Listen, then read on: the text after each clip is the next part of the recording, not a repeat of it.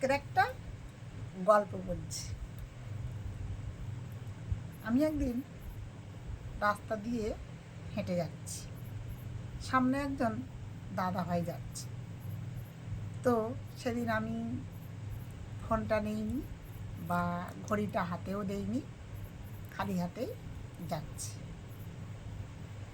একটা জায়গায় যাওয়ার ছিল, তো খুবই তাড়া ছিল, টাইমের মধ্যে যাওয়ারও দরকার ছিল। তো সামনে একটা দাদাভাই যাচ্ছে, দেখলাম হাতে ঘড়ি পরা আছে। তো দাদাভাইকে জিজ্ঞাসা করলাম যে দাদাভাই কটা বাজে?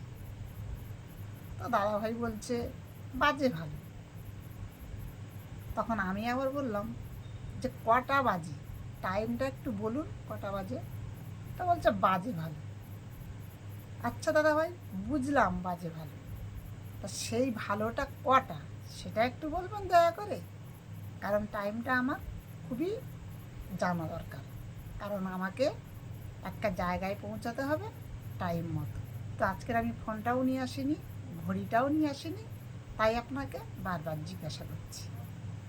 তো দাদাভাই তারপরেও বলল বাজে ভালো। তখন আমি বিরক্ত হয়ে বললাম, আরে মশাই, বাজে ভালো তো বুঝলাম, সে ভালোটা কটা? তো বলছো বাজে ভালো।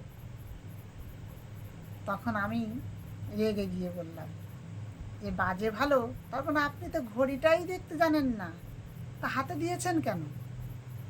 তখনই দাদাভাইটা বলল, হ্যাঁ দিদিভাই, আপনি ঠিকই বলেছেন, আমি নিজে ঘড়ি দেখতেই জানি না, তাই আপনাকে সময়টা বলতে পারছি না, তাই বলছি বাজে ভালো। তো বন্ধুরা, এমন মানুষ কি আছে? তো আজকের এই পর্যন্ত, টাটা।